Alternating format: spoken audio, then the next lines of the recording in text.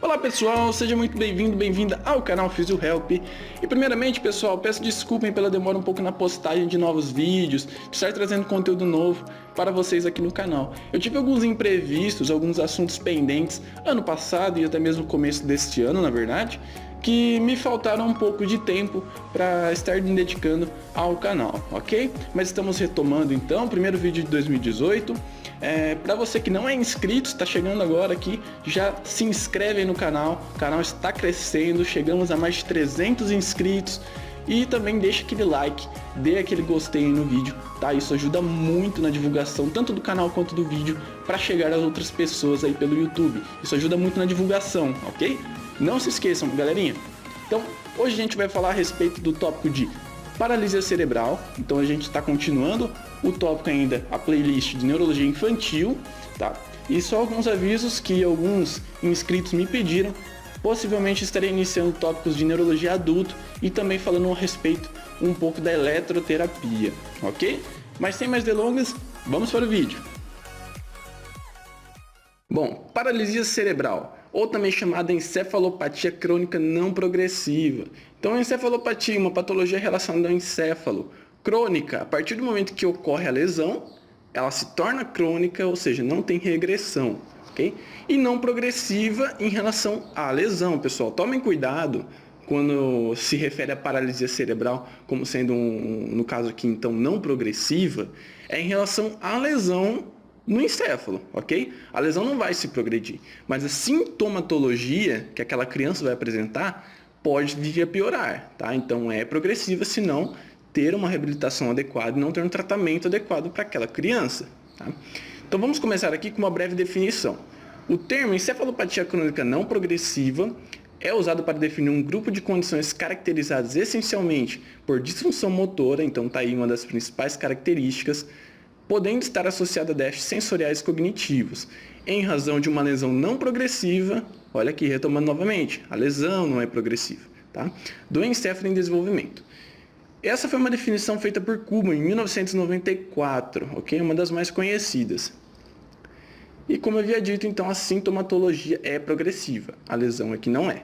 Bom, essa foi uma definição, uma das mais conhecidas, mas quem descobriu realmente a paralisia cerebral, ou na verdade quem descreveu pela primeira vez, não descobriu, né? Foi William John Little. Ele foi na verdade um cirurgião, né, inglês, e ele fez essa descrição em 1860 pela primeira vez. No entanto, ele só falava a respeito da questão motor e não essencialmente dos déficits sensoriais cognitivos. Ele falava um pouco, sim, ele descreveu de certa forma, mas a maior parte da sua descrição a respeito da doença, da lesão em si, foi em relação à parte motora, ok? Bom, em relação à lesão, só retomando aqui então, ela pode ocorrer entre o estágio fetal e até antes dos 2 anos de idade. Então, qualquer lesão que ocorra nessa criança antes dos 2 anos de idade, isso cai muito em provas, tá, pessoal? Muito em concursos, então fiquem atentos a isso, tá? Então, qualquer lesão que ocorra antes dos 2 anos de idade é considerado paralisia cerebral, tá? Então ela pode ocorrer, percebam, no estágio fetal, ela pode ocorrer antes dos 2 anos e a gente tem vamos dizer, um intermediário que pode ocorrer durante o parto.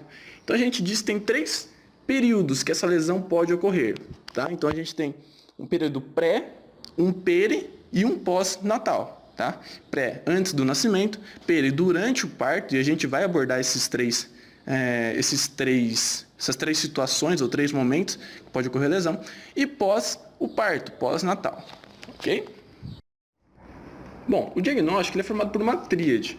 Então a gente tem basicamente o primeiro ponto, a história familiar. Então aí coletar dados por meio de uma anamnese. Isso eu vou explicar mais detalhadamente quando eu for falar de avaliação, mas são perguntas simples. Então, como por exemplo, como foi a gestação dessa mãe, como foi o parto, se teve algum problema, alguma dificuldade, se teve complicações ou não durante, tá? Medicamentos utilizados, como foi o pós-natal. Então, perguntas básicas, ok? A segunda parte dessa tríade é a avaliação neurológica. Então, identificar se há possíveis retardos de desenvolvimento neuropsicomotor. Então, por exemplo, aqueles déficits sensoriais, cognitivos e até mesmo motores, como, por exemplo, hiperreflexia, sinais patológicos, tá?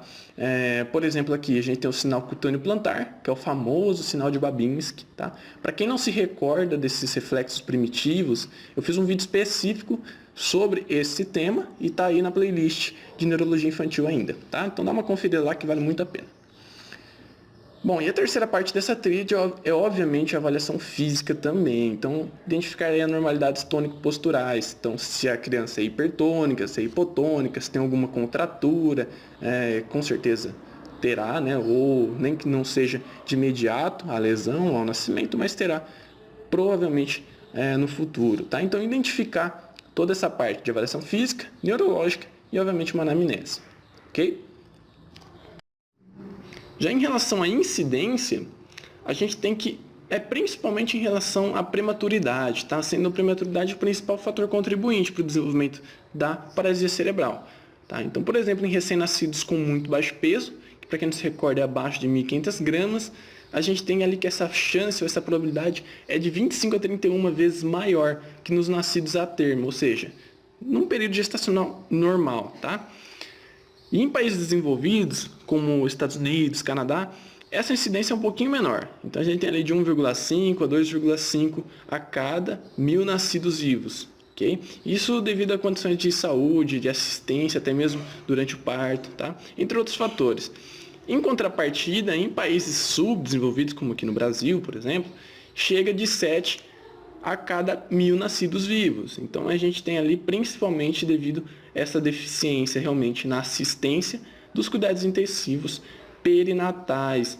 Lembrem-se disso, pessoal. A partir do momento que a criança nasce, durante o parto, já há um grande risco de desenvolver a doença.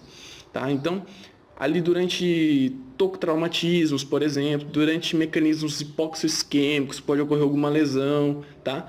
Então, isso eu vou explicar um pouquinho mais adiante quando eu falar de etiologia, mas fiquem atentos principalmente nas condições perinatais e também pós-natais, ok? Muito bem. Em relação à etiologia da doença, temos então os 3 momentos que eu havia mencionado: pré-natal, perinatal e pós-natal. E dentro desses vai ocorrer algumas situações ou acontecimentos que vão levar então ao surgimento da doença, ok? Começando pela parte no momento pré-natal, temos então que, por exemplo, os principais acometimentos são doença pulmonar crônica, então, ou até mesmo aguda, ou qualquer outro déficit respiratório que leva essa criança a um processo de hipóxia, anóxia, ou até mesmo um mecanismo chamado mecanismo hipóxico isquêmico, tá? Que vai levar o quê? A lesão desse tecido neural, tá? A nível encefálico, e vai levar a um processo necrótico, assim desenvolvendo doença.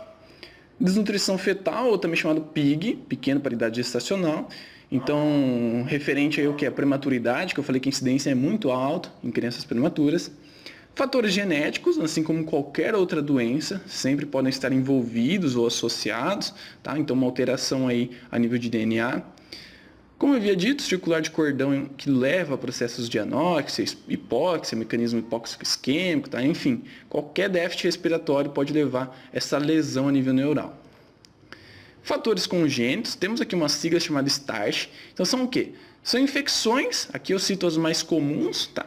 Que a gestante pode vir a ter e passar para esse feto, seja por via transplacentária, seja por via durante o parto, até mesmo, né, em contato com o sangue da mãe, que está infectado, ou até mesmo pós-natal com a amamentação. Algumas delas podem ser passadas por meio do leite, ao leite materno. Então temos aí a sífilis, a toxoplasmose, a AIDS, que também é chamada de neuroAIDS nesse caso, a rubéola, o citomegalovírus e a herpes. Tá? Então aí a sigla STARCH, até para decorar de uma forma mais simples. E obviamente tentativas de aborto, seja por medicamentos, seja por algumas tentativas mecânicas, enfim, qualquer tipo de aborto, ou até mesmo medicamentos que interfiram nessa criança, no desenvolvimento neuronal dela, pode levar ao desenvolvimento da doença.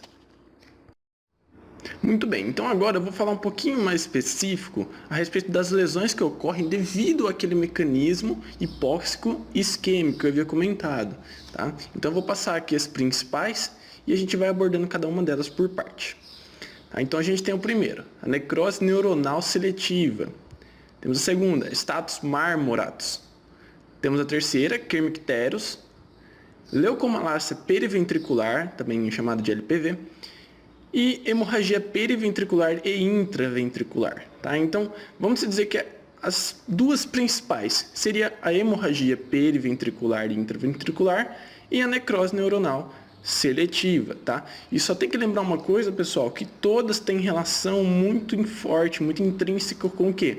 Com a prematuridade, tá? Então, a partir do momento que a criança é prematura, por exemplo aqui, eu vou dar um exemplo bem básico, hemorragia.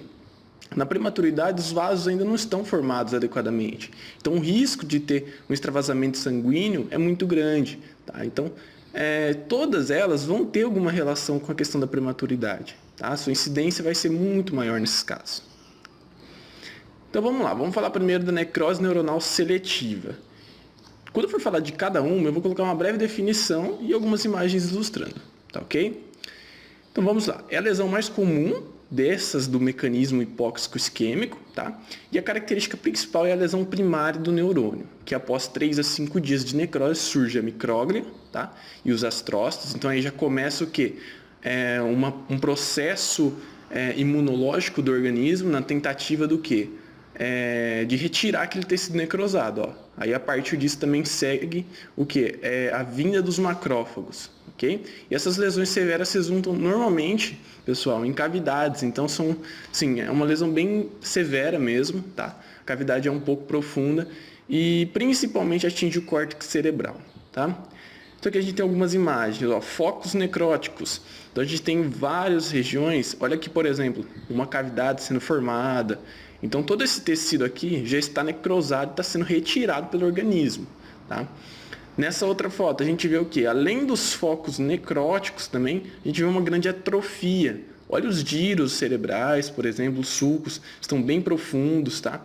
Então a gente percebe essa característica, esse fenótipo do tecido neural.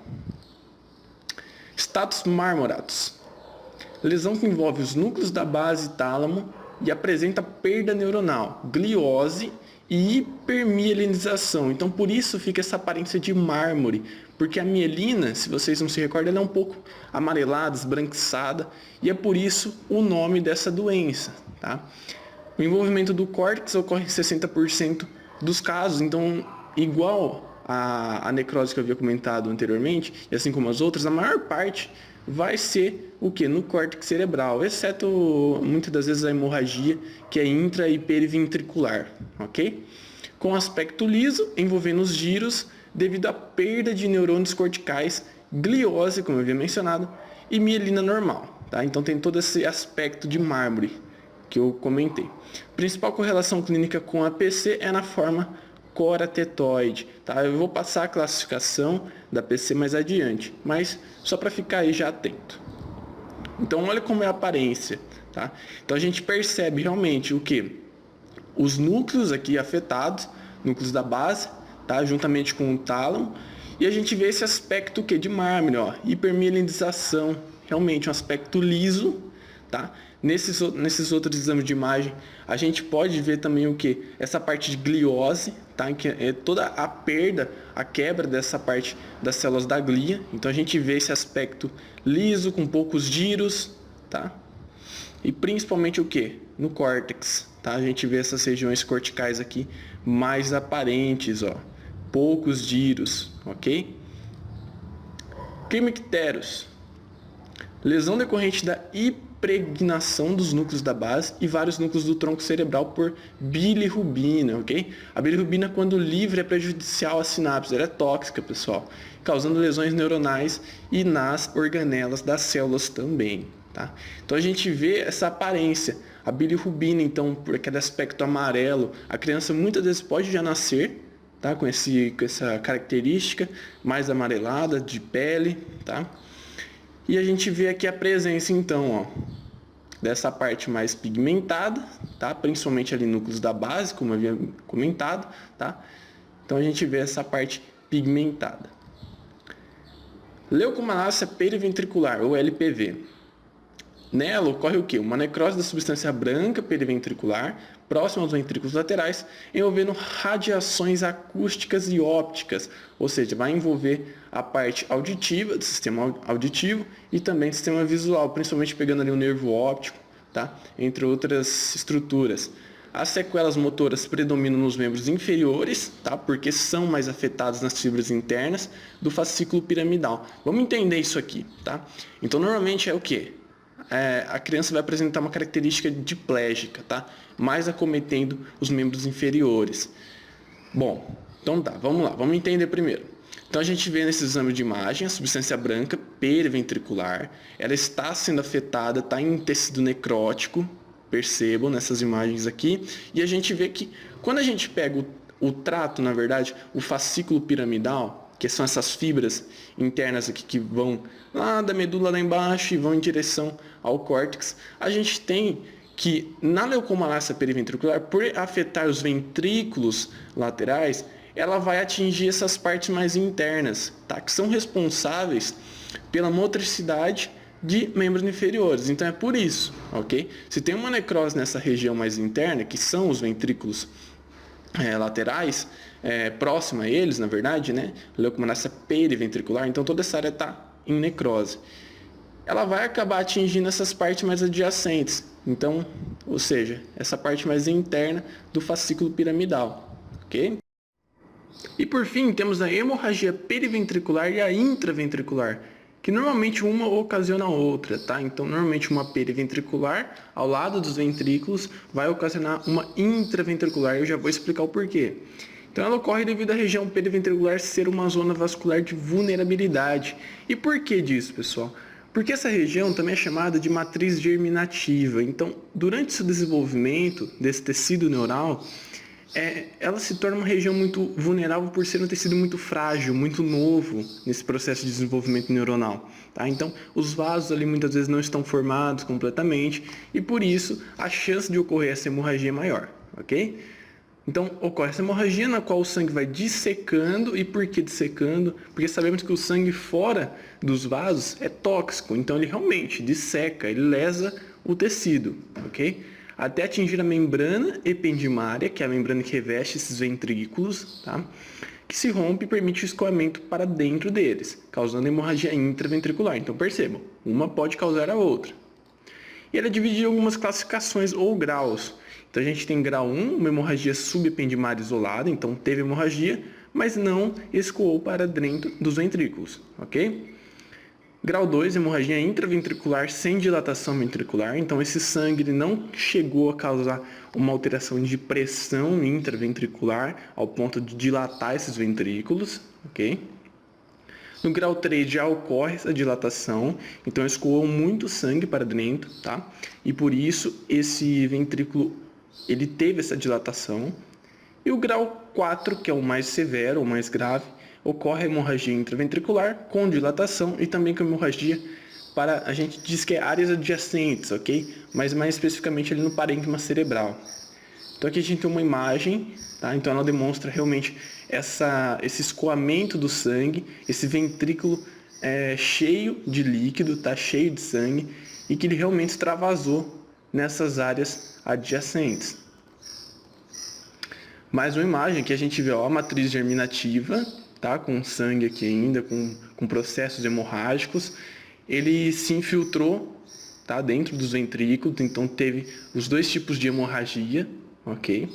E essa hemorragia vai gerar, na verdade, uma perda da autorregulação do fluxo sanguíneo cerebral. O que é isso? É a variação de pressão que eu havia mencionado, tá? Então, a partir do momento que tem essa dificuldade na regulação dessa pressão, até mesmo intracraniana, esse recém-nascido ele fica mais suscetível à hemorragia periventricular, né, intraventricular, ele fica mais suscetível a desenvolver hidrocefalia progressiva, tá? E na verdade, quais são as manifestações clínicas em um recém-nascido que possui esse tipo de doenças, no caso a hemorragia? Então ela pode ter desde uma diminuição de consciência, desde uma letargia, desde uma severa hipotonia ou insuficiência respiratória também, por atingir áreas responsáveis pela respiração. Então a gente diz que as causas, só para finalizar, quais são as possíveis causas que geram hemorragia? Temos 3, Então, um fator que seja intravascular, então, por exemplo, a flutuação do fluxo sanguíneo cerebral, então tem um aumento ou diminuição desse fluxo cerebral, por exemplo, uma artéria ou até mesmo artérias vertebrais, tá? Ou cerebral anterior, posterior, média, alguma deficiência ou alteração nesse fluxo de pressão também pode ocasionar, então esse é um fator intravascular.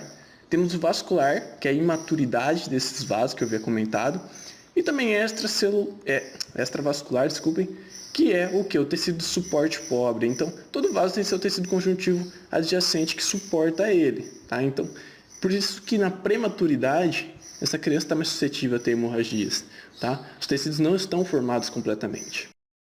Muito bem, passamos agora para as etiologias perinatais, tá? Então, só retomando, todas essas doenças que eu falei anteriormente estão relacionadas com as etiologias pré-natais, tá?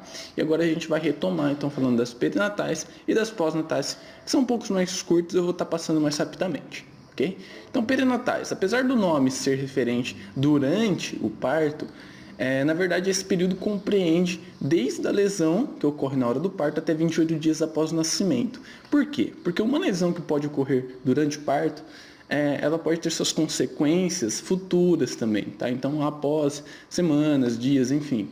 Então, é por isso, tá? Apesar da terminologia ser referente somente na hora do parto, ela compreende esse período. Então, quais são elas? Temos a encefalopatia hipóxico-isquêmica, que é sinônimo de mecanismo hipóxico-isquêmico, não deixa de ser um mecanismo hipóxico-isquêmico, tá? E principalmente relacionado ao quê? Dificuldades respiratórias, e também a gente pode associar aqui o enrolar do cordão umbilical, também sendo bem frequente. Temos traumatismos por uso de fórceps, então aqui os chamados tocotraumatismos, ok? Eu vou acabar falando dele um pouquinho mais a respeito em um outro vídeo, numa próxima oportunidade, mais detalhadamente. E também a prematuridade, aí sendo um fator muito importante, assim como na pré-natal e também vai estar presente na pós-natal. A prematuridade, ela na verdade influencia em todos, em ambos. A criança ser prematura já já tem um índice muito elevado de desenvolver a paralisia cerebral, ok? Pós-natal, então a gente tem aqui o acidente vascular cerebral, famoso AVC, trauma crânioencefálico, TCE, quadros infecciosos adquiridos, por exemplo, meningite, e temos também tumores, tá? Então são os principais aí da pós-natal. Muito bem, passando agora para a classificação, temos dois tipos. Uma quanto ao tônus muscular que essa criança vai apresentar e uma outra quanto à topografia, ou seja, a região do corpo dessa criança que vai ser acometida. Então, primeiramente, quanto ao tônus, temos algumas formas. Então, temos a primeira, que é a forma espástica. Então, essa criança vai ter essa característica, por exemplo, nessa imagem, espasticidade muito grande de membros inferiores, em extensão, em adução. Na parte superior aqui de membros superiores, elas estão num padrão fletido, tá? Espasticidade que não deixa de ser o quê? Uma lesão de motoneurônio superior, que é o caso da paralisia cerebral, que atinge mais frequentemente o córtex, como eu havia mencionado, tá? Então, vai ter essas características, vai ter hipertonia, vai ter hiperreflexia, tá? Características da espasticidade que não deixa de ser um reflexo de estiramento aumentado. A segunda forma que é a atáxica, então a gente tem ali manifestações características de lesão cerebelar, tá? Então essa criança vai ter dificuldades na marcha, dificuldades em controlar amplitude de movimento, força, tá? Vai ter tremores, por exemplo, pode haver nistagmo, tá? Que é o desvio ocular, ela vai ter essa base alargada durante a marcha, tá? Toda essa parte de incoordenação. Uma terceira forma que é discinético, e ela por sua vez é dividida em dois tipos ou duas formas, tá? Então, discinético é o que? Disfunção do movimento. Distônico, que é a característica de uma criança que possui uma característica, um padrão de movimentos mais abruptos ali, assim como a gente vê na distonia de tronco, por exemplo. Mas, obviamente, ela vai ter uma perda de velocidade de movimento, tá? Então, ela vai ter ali uma hipocinesia, tá? Juntamente com uma hipertonia, no caso, por conta desses movimentos abruptos. E a cora tetoide, tá? Então a criança vai ter essa característica tanto de fraqueza muscular, de hipotonia, mas no entanto ela vai ter uma hipercinesia, tá? Nesse caso. Então ela vai ter uns movimentos ali mais frequentes, por assim dizer, tá? E a mista, por sua vez, que normalmente ela é mais comum na forma espástica associada à coratetoide, ok? Lembrando que toda essa classificação, pessoal, é segundo a Associação Brasileira de Paralisia Cerebral, tá? Tem vários autores que falam de outras classificações, mas aqui eu estou citando as mais, vamos dizer, relatadas, as mais frequentemente vistas, mas fica aí um adentro. Qualquer dúvida pode deixar nos comentários que eu respondo, tá? Em relação a outras classificações que vocês podem vir a ver e surgir alguma dúvida, enfim. Agora, quanto à topografia, temos as seguintes classificações. Hemiparesia, então essa criança ela vai apresentar um hemicorpo afetado, ok? Segunda forma, diparesia espástica. E lembrando, pessoal, é a mais comum, é mais frequentemente aí correlatada, encontrada clinicamente. E a criança vai ter acometimento dos dois hemicorpos, só que vai ter um predomínio nesse comprometimento mais presente em membros superiores, ok? E lembrando, ela tem duas formas, tem uma forma simétrica e uma assimétrica. Então, na assimétrica, por exemplo, um dos membros vai estar um pouquinho mais afetado, enfim. E a terceira forma, que é a quadriparesia espástica, ou também tetraparesia, ok? E ela vai ter duas formas também, simétrica e assimétrica, e nela o corpo inteiro, os dois hemicorpos vão estar afetados, tá? Lembrando que na assimétrica um dos membros pode estar um pouco mais afetado, mais comprometido do que os outros. Só um adentro, pessoal, que isso é um erro muito comum de se achar.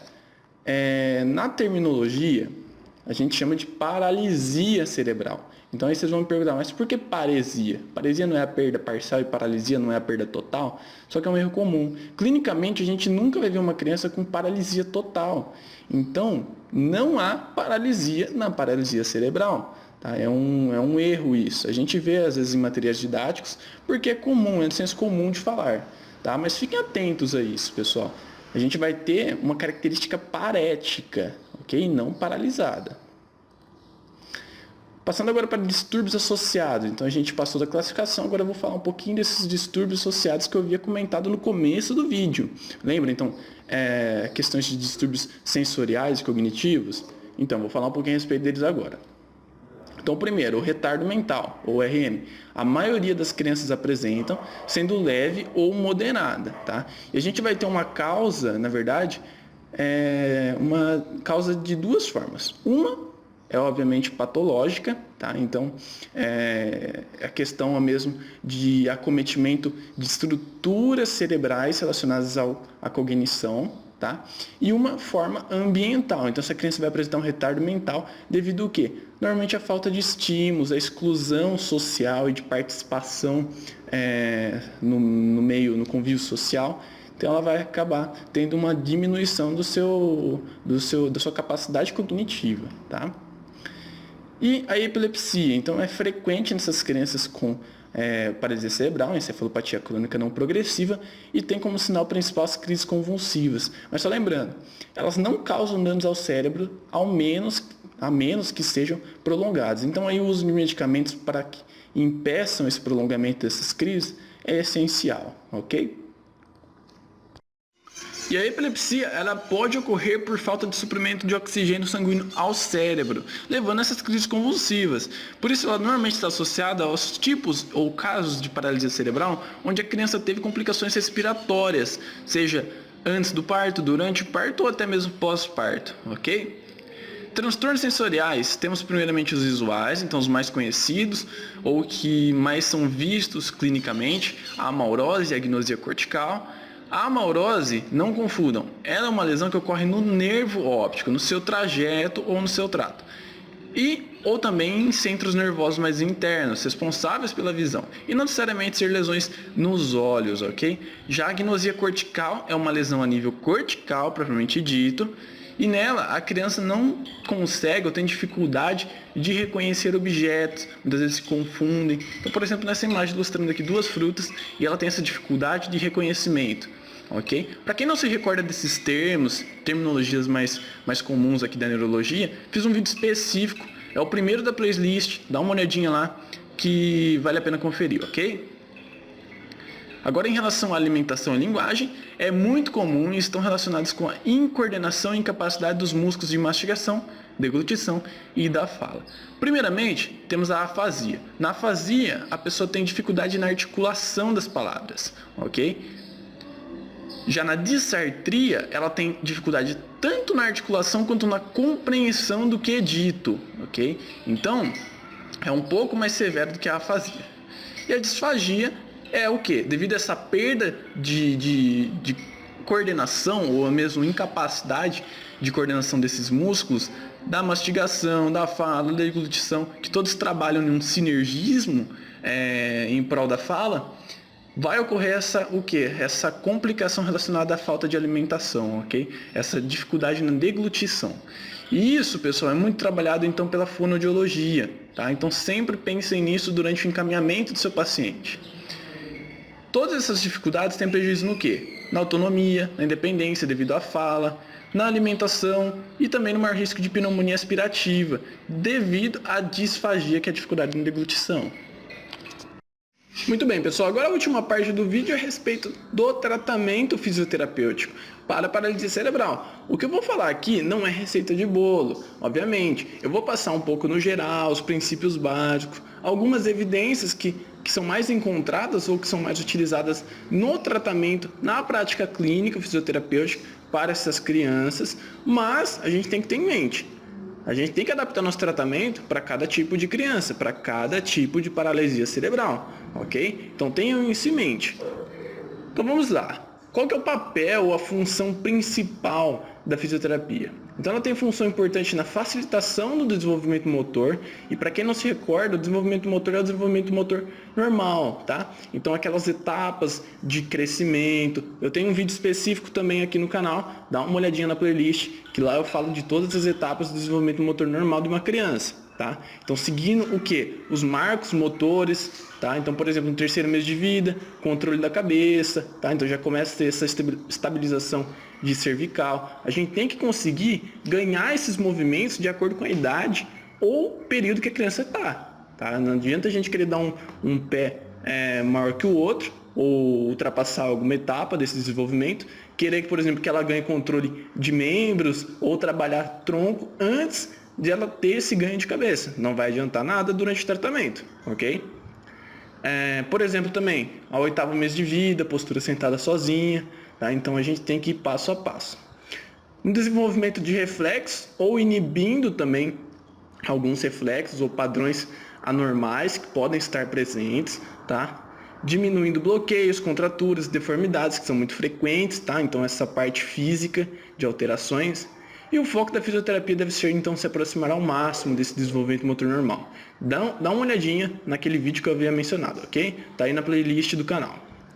Outros marcos. Então, a gente tem ao 9º mês de vida, engatinhar e se puxar para a postura em pé. Então, ela já consegue ter esse controle de tronco e ela começa a engatinhar, ok? Dá essa dissociação aí de cintura pélvica e também de cintura escapular, tá?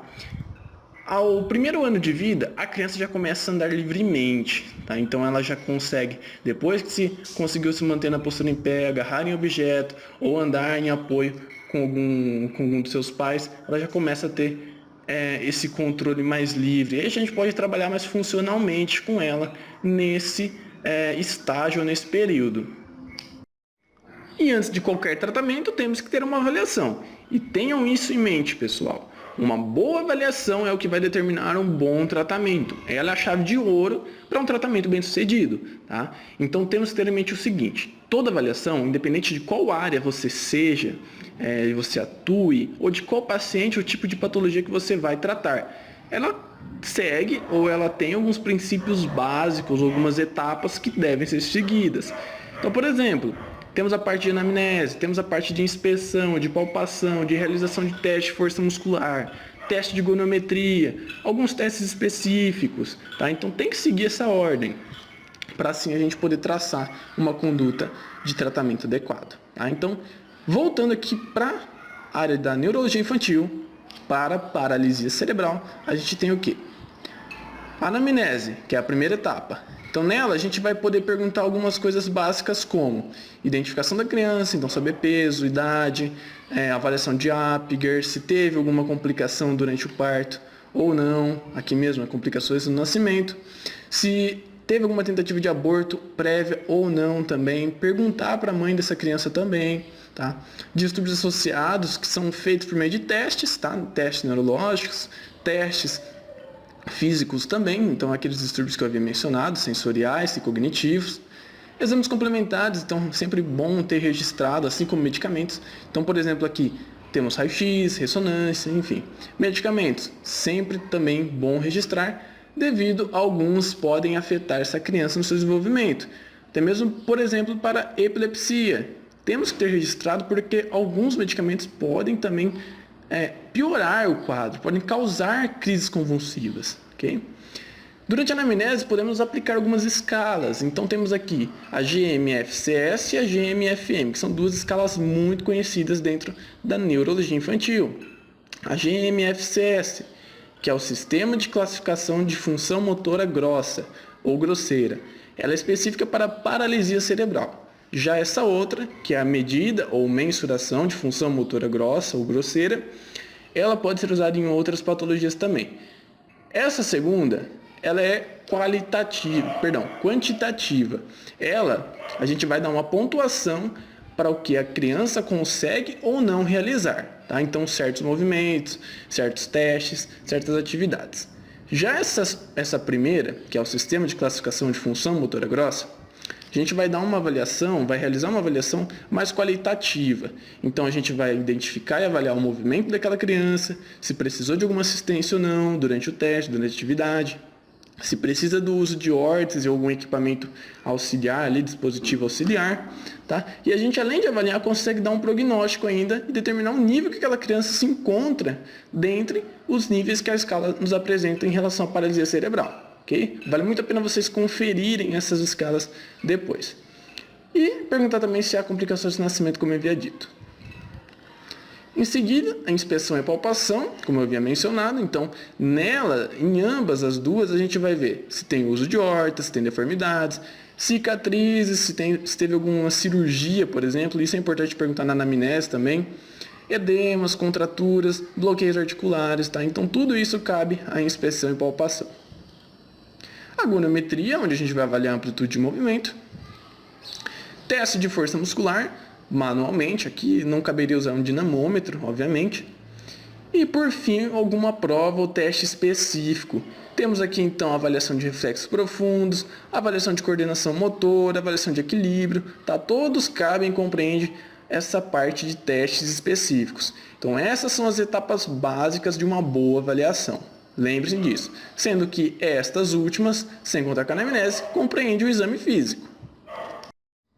Já em relação a evidências e o que se tem encontrado na literatura atual a respeito do tratamento fisioterapêutico na paralisia cerebral, temos que há diversos artigos com diversas formas de tratamento, mas eu vou estar citando aqui, explicando os principais, ok? O que eles mais se basearam ou o que é mais visto na prática clínica e na literatura.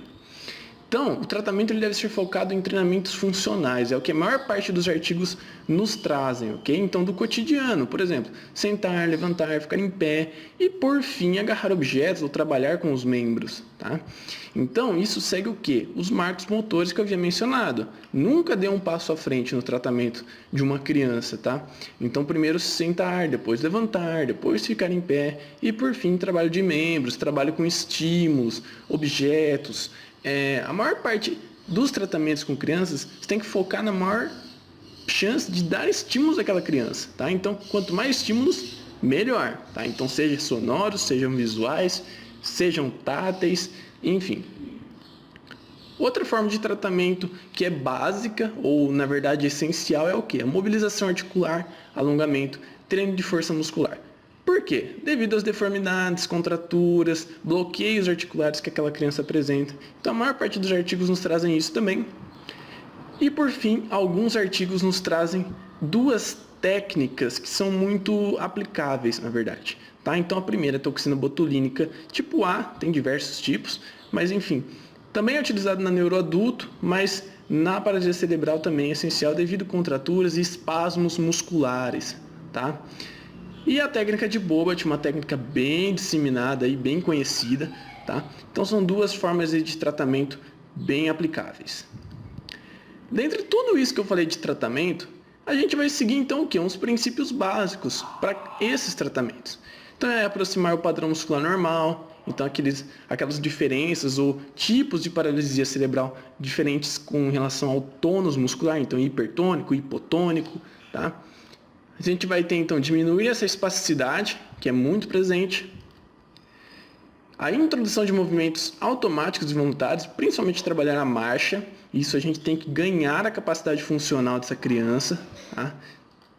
Também posturas de inibição reflexa. Então a gente tem que diminuir, na verdade, essas posturas, esses vícios que a criança vai apresentar. Inibir padrões anormais, então de posturas novamente, principalmente em relação a deformidades. E também trabalho de propriocepção e esterocepção automática, tá? Então trabalhar em circuitos, por exemplo, trabalhar com estímulos, perturbações, para que ela consiga fazer esse feedback, esse ajuste do seu equilíbrio, tá? Principalmente na PC atáxica. E o tratamento do paciente, obviamente, como um todo. Então englobar a parte biopsicossocial dele, ok? E também juntamente com sua família, tá? Não deixe a família de lado e sempre esteja perto. Esses são os princípios básicos para um bom tratamento na paralisia cerebral. Bom pessoal, eu vou ficando por aqui então. Muito obrigado por terem assistido este vídeo. Espero que tenha sido informativo, esclarecedor. Qualquer dúvida pode estar deixando nos comentários do vídeo. Tem o meu e-mail para contato também, se precisarem de algum material didático ou referência que aqui eu utilizei. E se tiverem algum pedido para me fazer ou sugestão para os próximos vídeos ou playlist, pode estar comentando também que eu respondo assim que possível, ok? E pessoal, como eu sempre peço, não se esqueçam de dar aquele like, compartilhe e para você que não é inscrito, se inscreva. Isso tudo dá uma força imensa para o canal, assim você fica sabendo de novas notificações, estarei postando vídeos em breve. Então por favor, dê aquele seu like, compartilhe com seus amigos se puder, ok? O canal está crescendo e eu peço a ajuda de vocês. Eu fico por aqui então, abraço, fiquem com Deus, até mais.